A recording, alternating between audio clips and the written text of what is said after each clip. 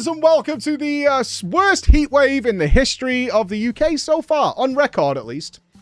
Thumbs up, it is excruciatingly hot, especially for, I know everybody's memeing on the UK right now, because it's like, you have like 40-degree weather and you guys are moaning. Yeah, because none of our infrastructure is designed to support this heat. It's not the same as your country that is designed to manage this process.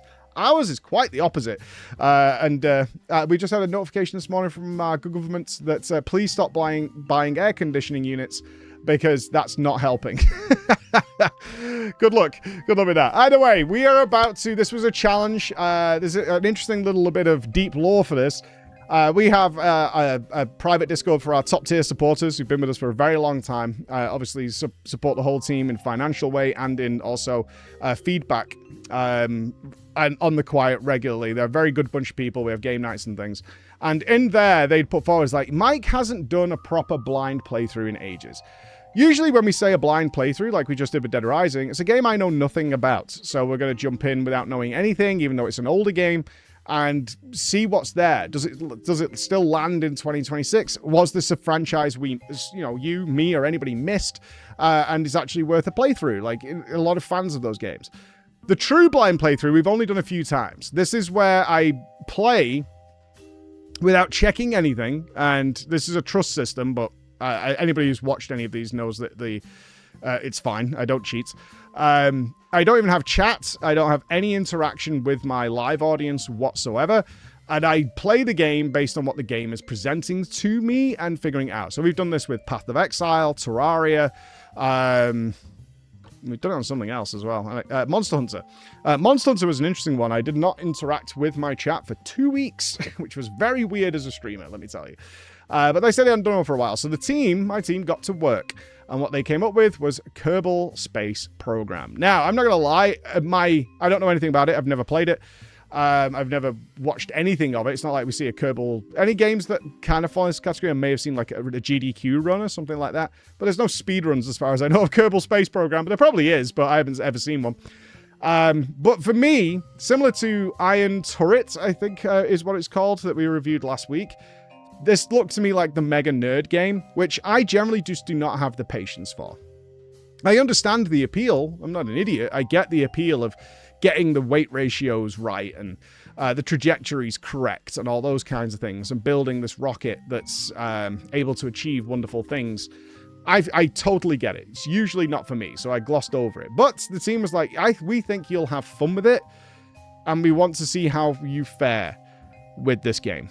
So here we go. Kerbal Space Program. I'm always willing to give it a try, even if we don't finish it. So I'm not promising we're going to do it. They set me the challenge of reaching Duna. Duna, which I now have seen the map is Mars, essentially, is where I have to get to. Now, let's talk about tutorials. Tutorials, people get frustrated, especially when they know the game. Like, if you're playing Legend of Zelda for, the 12th installment or whatever, you're probably pretty au fait with how this game works, right? Many of us who've been gaming for decades often go into a game like an FPS, and it starts giving us the tutorials, like, use WASD and to move, use your mouse. They'll come out and we're like, dude, really? But in a game that's your totally unknown genre, tutorials are very helpful, very, very helpful. And this is one of the things we've done for a few companies is I play their starter experience blind to see where the trip-ups happen, because it's very commonplace, especially for developers that have made the same game for several decades, is to lose sight of the new player experience, and then they're trying to build a new player experience, but they can't exactly pretend they've never seen the game before. So it can be awkward to, like, tackle an issue that you didn't even... Like, of course we know how to do this. Like, World of Warcraft. I can't play World of Warcraft through new eyes. It's impossible. I've got decades of experience in that game. I can pick it up and play it. A new player is going to have issues I didn't even think were issues, right? So, I do rely on tutorials a lot. Kerbal Space Program. Now, it does have tutorials, but they're not in the game. When you start the game, you're just given your space camp. We're going to be playing career. The only mod installed is to change the names of the Kerbals to viewers. Hence the whiteboard. Now the whiteboard makes sense to me as to why Chris set that up. That's it. Off you go. All right. I mean, I know the aim of the game. We build rocket, go up, right? We build rocket, go up. How hard can that be, right? It's a video game after all, where I can just strap engines to things. If it's not going fast enough, put more power on it, etc., etc. Those, I've heard from some of my regular viewers when I do check in at the end. So well, I announce I'm going to be opening the chat again, and you know, no spoilers or anything. Or just like, this has been the most like painful experience of my life, but also insanely fun. People are having a whale with watching this, which is great. I don't want people to have a miserable time. But there are things and functions in the game that are clearly not presented to you when you're playing, but also, I don't know much about the game, right? Now, the tutorials do exist, but you drop out of the game and do training missions. So we had to come up with some sort of... After the first day. In the first day, I killed 7 Kerbals. 7 of them. Pritesh, please get out. Go EVA, dude.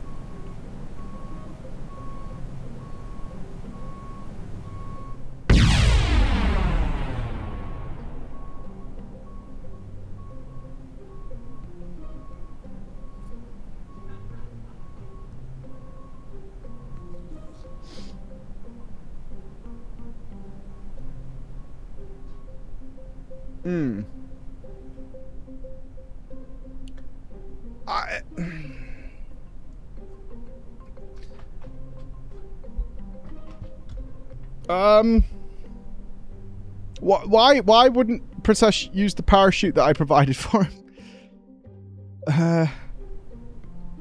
Lift off, crashed.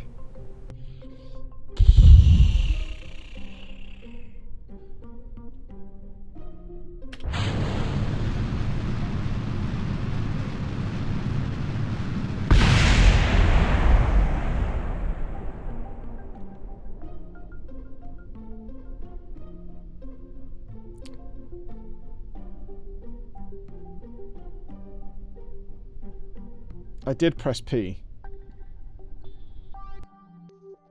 When's a good time to deploy the parachute?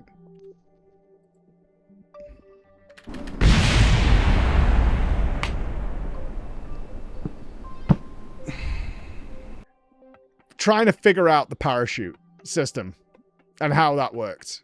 Because I didn't understand... One of the key things I've run into is staging. I only figured this out towards the end of the first day, because it was blowing my mind. And one of the reasons this happened is when I built my first baby little ship, which the career mode only gives you like an engine and a pod, so you can't really go wrong. Getting it to take off, I think it took me 15 minutes to find go, the go button. And then I accidentally pressed space, and sure enough, the craft just lifted off, and off it went, and killed the Kerbal inside. But I had put a parachute in there for him, and I found in the key bindings, it was press P to deploy, and I'm spamming the P button, and he just doesn't do anything. And it turns out there's a lot of micro involved with what you're doing. There is a lot of micromanagement of things that you want to do, which I didn't realize, because I'm like, jump, get out, dude. You're gonna die. I'm like pausing the game. I'm stressed out. I'm like, please get out. And he just doesn't. It just dies. I'm like, I've got the parachute. I pressed P. So a lot of trial and error led to many deaths. All in the name of progress. All in the name of progress. But the staging one was... I noticed the staging thing when I got a decoupler, I think it was. I unlocked a decoupler because there is a tech tree with science. And then I was pressing space and everything was going off at once. Alright, buddy. You ready? Hey! There we go. Okay. Oh, no. Oh, whoa, the parachute. Oh, no. Stop. Turn the engine off. Decouple. Please stop. Oh, no. Stop. I turned the throttle off. Please stop. Oh, but you gotta set the parachute on fire. Okay. Chill. Good luck, Jenna. Good luck. No!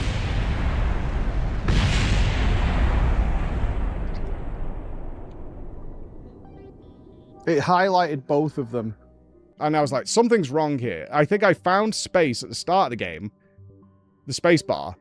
And that's led me down... because my understanding of it was, when I press this, it's activating everything on the ship. And that's why we're not doing anything. I was very confused. I was like, why is this happening? That's when I noticed the side staging thing had icons all lumped together. I'm like, wait a minute. This must be the order of events, right? Because they're numbered. So I reordered them into what makes logical sense, which was lowest to highest, right? 0, 1, 2, 3. I would want stage 0, 1, 2, 3. And I fired it off. Very quickly realized it's actually the opposite. It's just like a countdown to where you want to go. So I was like, why is this happening? It's like, oh my God, it's reversed. Okay. So then we figured that out and got that going. And my only duty was to try and get to space. This was a little rough. Mainly because I ran out of pilots. And I couldn't afford to... I'm just going to let you know now, day one, I bricked the save entirely. I ran out of money and pilots and just people in general.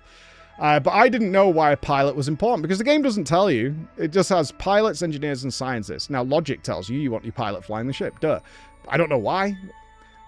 No clue as to why that is. I can get the engineer to fly it. I can get the scientist to fly it. So I was like, I don't know what's going on here. But ultimately, after the 7th death, that was it. We were full bricked. But I did manage to get very far, like out as far as from my subjective and relative position. I got very far out there, not far enough to break away from the gravitational pull, or for sure I came back down, but nice wondrous flights into space were achieved, which was great. So day one, fully bricked save, 7 deaths, crossing them off the board as we went. Day two was orbit. That was the next objective. Day 2 was getting to orbit. So we restarted the game, still in career mode, but I know more now. Should have less deaths. We did have less deaths, I want to point that out. But getting to orbit. I'm not a sci-fi nerd. I mean, obviously I'm a streamer, so I hammed some things up a bit. But the general idea is logical what you're supposed to do, right? You're supposed to be at a speed and a direction where the gravity is countered by the speed and stuff you're doing. So we know what we're doing there. But how you achieve it in the game is much more difficult. There are icons all over the nav ball. There's all kinds of information on there. So what we decided was, after day 1, is if I've done and figured something out, I'm allowed to then do the tutorial outside of the game. Well, it's within the game, but outside of your actual career save file. It's on the main menu. In case I've missed something of vital importance, which I had. There is an in-game help screen. This was very, very useful. It won't tell you how to do things, but it will tell you in a very vague, almost crayon childish way. But occasionally within there's snippets of useful information, such as what the icons were on the nav ball. That was very... I didn't know what they were, so we got yellow ones, purple ones, green, blue ones, like cyan ones. Like, what are these things? I don't know. They're just circles, and sometimes a circle with a cross. Like, what the hell are these things? Now, finally, in the menu, I found that stuff. And I'm allowed to check, like, the in-game help menu, just like we did with PoE, about orbit. Where it's like, oh yeah, you're orbiting, you want to get this. And actually, it then told you, like, okay, this is, like, the prograde and retrograde, so, you can shrink and grow it. You can make it more eccentric if you do the radials, blah, blah, blah, blah, blah. Like, this is how you figure that out. And it kept talking about, like, the epiopsis and stuff, and I was like, I can't see that at all. Anywhere. Like, on the tutorial, it had it, like, mapped. I'm like, I don't know what that means, dude. I don't know what that means, because the icon's not when I've been in space trying to do this. So I was like, there must be a way of seeing this. There must be a way. So I was like, I've got to do some flights where I take off. And I did figure it out. I was like, oh, I see it now. It was just the trajectory thing is actually in a real-time update. I thought originally this was tracking what the ship had done, like your journey. But it was actually just really real-time updating. This is your current trajectory and where you're going to go. And I was like, ah. And then when I did a burn, I'm going to use the lingo now. When we did a burn, it grew to the point that it was starting to surround the planet. And I was like, ah. There it is. There it is. I get it now. Circle must go round. That makes sense. And from there, the logic started coming in. Guys, when I tell you that getting to orbit was probably one of the most satisfying experiences that I've had in a very long time, I would not be exaggerating. I really wouldn't. It took a few flights to do this, a few flights to actually get this done. One of the primary mistakes I made, and apparently once people were raging at me at the end of the day, is there is a way of defeating this, is I use these solid fuel drives, engines to get us up.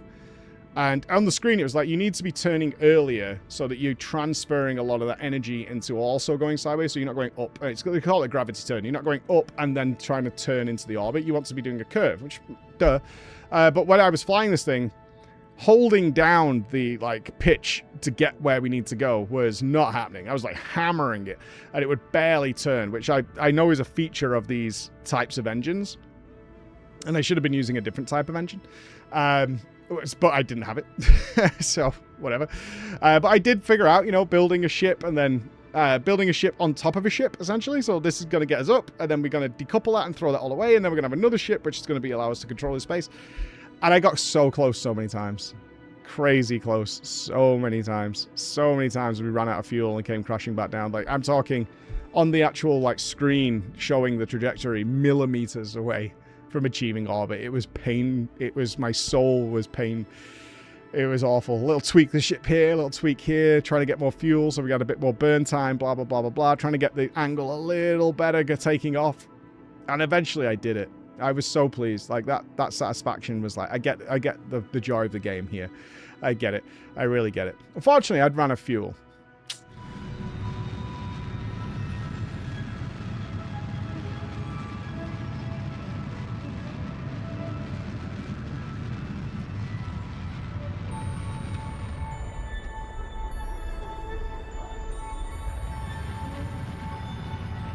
No, I've moved it the wrong way!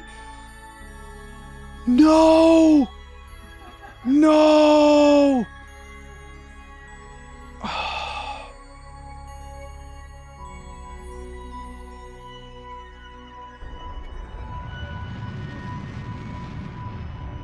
Ah!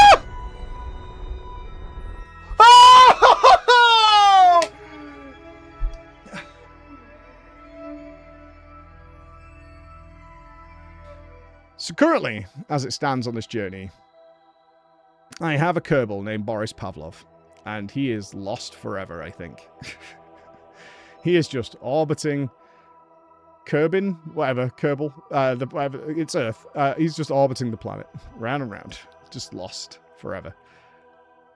I tell you now, I really hope there is a way of me rescuing him. I don't know whether I can, like, bump into him and knock him down to Earth or something, or whether I could dock with him, or whether I could build a big ship that will, you know, be able to claw it or something and bring him down with us, or whatever it might be. I hope there is. But I did do it, and that's what matters. Interesting enough, I then was allowed to go and do the tutorial for orbiting. I'm happy to say, as much as people meme on it, we did figure out most of it. Besides just using it, the main thing I took away from it was using a different engine to allow a lot more maneuverability in going up, so we can angle it a little nicer, make things work. The tutorial actually initially said I'd failed the tutorial, and I rescued it anyway due to what we'd learned, which is what I wanted. It's like, I said earlier in the day, it's like, if I figure this out, we'll be able to orbit anything. No problem. Like, it'll be fine. And we kind of are there, I think. We've got more to do.